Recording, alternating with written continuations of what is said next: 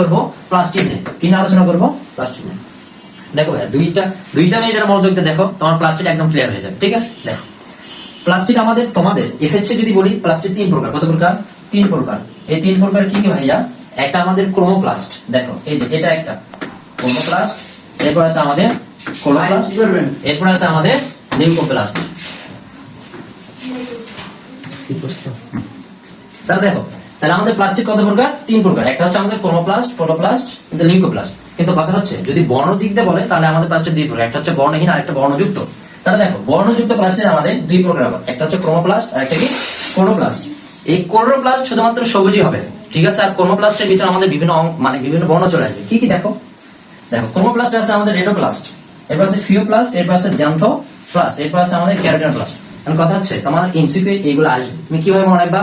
একটু মনোযোগ দাও। দেখো রেটোপ্লাস্ট, দেখো তো রেডো থেকে আমি রেড লিখতে পারি না? তাহলে রেড শব্দের অর্থ কি ভাইয়া? লাল। তাহলে আমাকে এখন বলো রেডোপ্লাস্টের বর্ণ কেমন হবে? অবশ্যই লাল হবে। এরপর আসো ফিওপ্লাস্ট, আমরা বলতে পারি যে কি ফিকে বাদামি, ফিকে বাদামি। তাহলে দেখো ফিকে থেকে মনে রাখবো আমি কি ফিওপ্লাস্ট, বাদামিতে মনে রাখবো কি ফিওপ্লাস্টের বর্ণ বাদামি। ক্লিয়ার? এরপর দেখো জ্যান্থোপ্লাস্ট, এটা আমি একটু কিভাবে উচ্চারণ করবো? জ্যান্থোপ্লাস্ট, হ উচ্চারণ করবো। তাহলে দেখো তো আরবি উচ্চারণের মতো হটা আলাদা করে করতেছি না আমি, তাহলে এই হতে আর একটা বর্ণ আসে, সেটা কি হলুদ। হতে কি আসবে? হলুদ। বুঝতে পারছো? এরপর আসে ক্যারোটিনয়েড, ক্যারোটিনয়েড। ক্যারোটিনয়েড শুরুতে কি আছে আমাদের? ক আছে না? তাহলে দেখো বর্ণের ভিতর কতে আমাদের আসে কমলা, কতে কি আসবে? কমলা। তাহলে ক্যারোটিনয়েডের বর্ণ কেমন হবে? কমলা হবে। আশা করি ক্রোমোপ্লাস্টের যে কয়টা আছে এগুলো বর্ণ তোমাদের আর ভুল হবে না। এরপর আসে আমাদের আছে বর্ণহীন। বর্ণহীন আবার আমাদের 3টা প্রকার আছে। কি কি? একটা আমাদের অ্যামাইলোপ্লাস্ট, অ্যালিডোপ্লাস্ট, ইলায়োপ্লাস্ট। Amyloplast, অ্যালিডোপ্লাস্ট, elaioplast. ঠিক আছে? তো দেখো আমরা এখন পড়বো বর্ণহীন বা লিউকোপ্লাস্ট। এর ভিতরে 3 প্রকার আছে, একটা অ্যামাইলোপ্লাস্ট, অ্যালিডোপ্লাস্ট, ইলায়োপ্লাস্ট। এখন এইগুলোর আবার অর্থাৎ এইগুলো কোন কোন সঞ্চয় পদার্থ দ্বারা গঠিত হয়েছে সেগুলো পড়বো। কিভাবে পড়বো দেখো, একদম ইজি ওয়েতে। দেখো ইলার স্নেহে অ্যালি ভুট্টা পেল। কার স্নেহে? ইলার। অর্থাৎ ইলার ছোট ভাই আছে, সে কি আলী, সে কি পাইলো? ভুট্টা পাইলো। ঠিক আছে, একটু মনে রাখবো। এই ইলাতে মনে রাখবো আমরা ইলায়োপ্লাস্ট। কি মনে রাখবো? ইলায়োপ্লাস্ট। স্নেহে মনে রাখবো স্নেহ জাতীয় পদার্থ।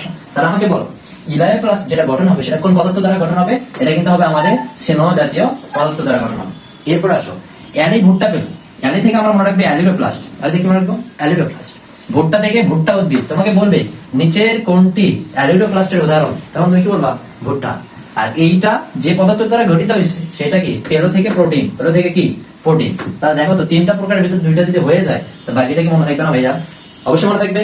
আশা করি প্লাস্টিকটা তোমাদের একদম ক্লিয়ার। আচ্ছা, আমরা যতটুকু আলোচনা করলাম ইনশাআল্লাহ তোমরা বুঝতে পারছো যে টপিকটা আলোচনা করছি। তো দেখো আরেকবার আমি একটু বলি, আমাদের এসএসসি 25-50 ডেজ টপার্স এ প্লাস ব্যাচ, অর্থাৎ তোমরা পুরো জানুয়ারি মাসটা ফ্রি ক্লাস করতে পারবা। ঠিক আছে, এটা অফলাইনে ফ্রি ক্লাস করতে পারবো, অনলাইন পারবে না, অনলাইন পরবর্তীতে হবে 1 তারিখ থেকে। তো এই 20 তারিখ ক্লাসে তোমাদের কি কি পড়াবো? আমাদের পড়াবো জীববিজ্ঞানের প্রথম চ্যাপ্টার এবং ষষ্ঠ চ্যাপ্টার। তো আশা করি তোমরা দেখতেই পাচ্ছ তোমাদের কি কি ফিচার অ্যাড করছি। ঠিক আছে, যা অকল্পনীয়। ঠিক আছে, আশা করবো তোমরা অতি শীঘ্রই ব্যাচটাতে যুক্ত হয়ে যাবে। ঠিক আছে, আজকে এতটুকু। আসসালামু আলাইকুম।